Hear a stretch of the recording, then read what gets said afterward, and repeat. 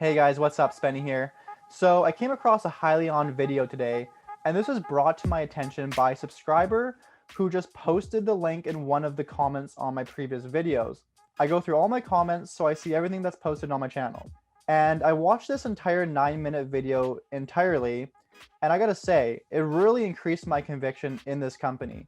They address some really key things investors need to know. But before I get into this video, I'm going to play for you guys and I'm going to be commenting on some key things they mention, but I also want to address a lot of your guys' concerns with Hyliion. I keep on hearing the same stuff over and over again.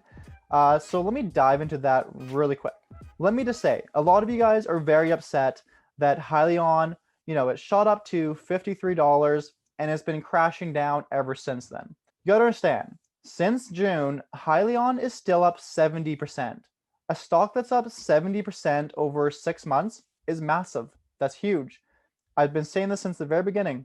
Hyliion was never justified to go to $53. And fundamentally, not much has changed with the company. Keeping hype out of this stock is actually better for long-term investors.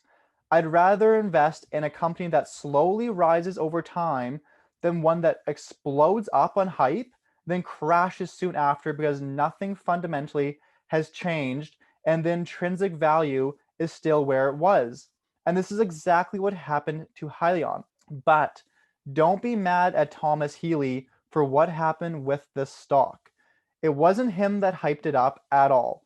This was hyped up from retail investors, really, and a lot of YouTubers hyping up Hyliion. At the end of the day, this isn't Hyliion's team's fault at all.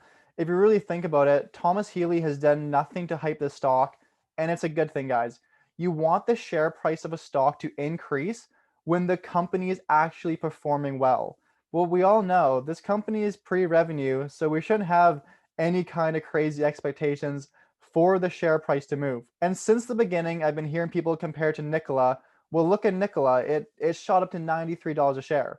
But this is not what you want for a stock. Nikola had a CEO, Trevor Milton, who hyped that company so much, and that's the reason it shot up. And that's also the reason why Nikola has crashed down all the way down to like $10 now, because there's no intrinsic value in that company.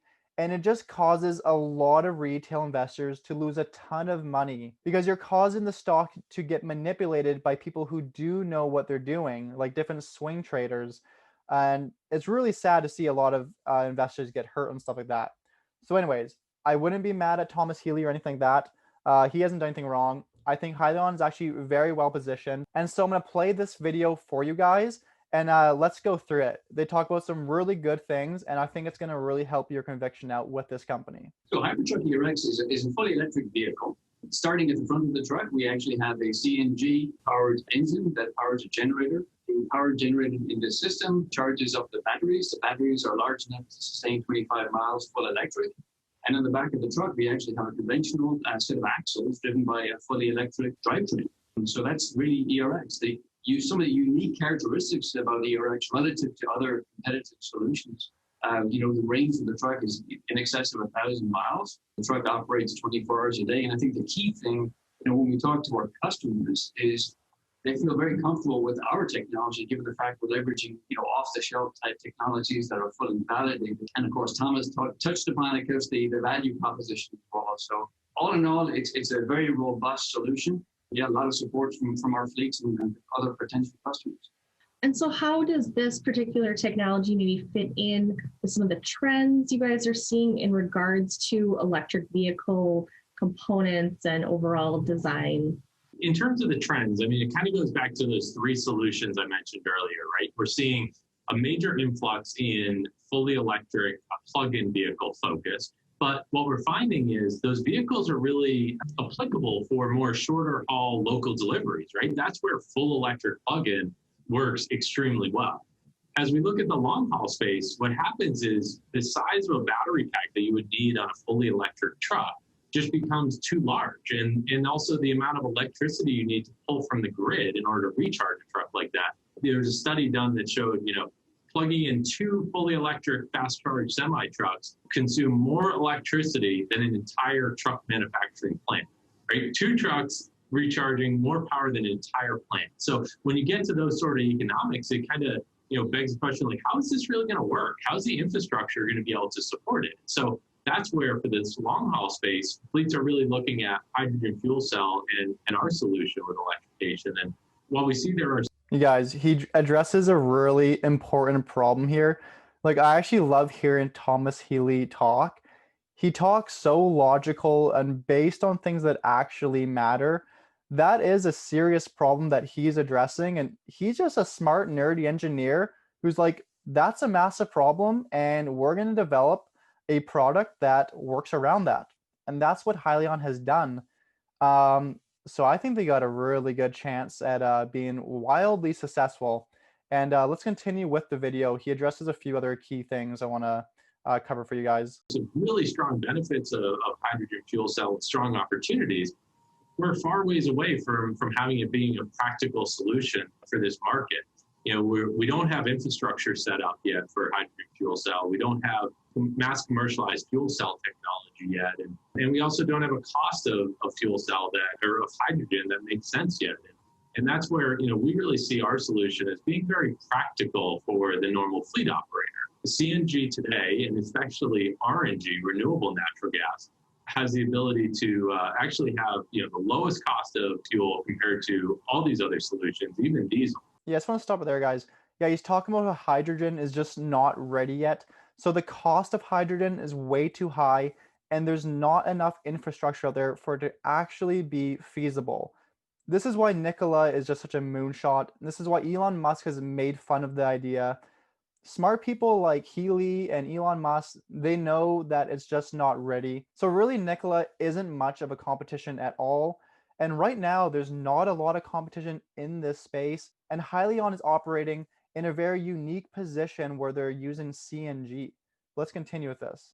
Today, right? There's a lot of future projections that hydrogen is going to get down to a couple of dollars per diesel gallon equivalent, or that's kind of what's being forecast or projected many years ahead. But reality right now is it's over $10 per diesel gallon equivalent, right? Natural gas, CNG, RNG, we're working with fleets that are already buying it for less than $1 per diesel gallon equivalent, and we're at the dollar mark. So there's a strong cost opportunity there, but then there's also the emission side. And as you look at those other two types of solutions, fully electric and hydrogen fuel cell, really need to look at where does the electricity or the hydrogen come from. Yeah, so what he's talking about, how hydrogen is really expensive and CNG is actually cheaper now. You got to think, from big companies like Cisco, it's a no-brainer for them to go with Hyliion over a hydrogen gas Class 8 semi. It's not economically feasible. It makes no sense.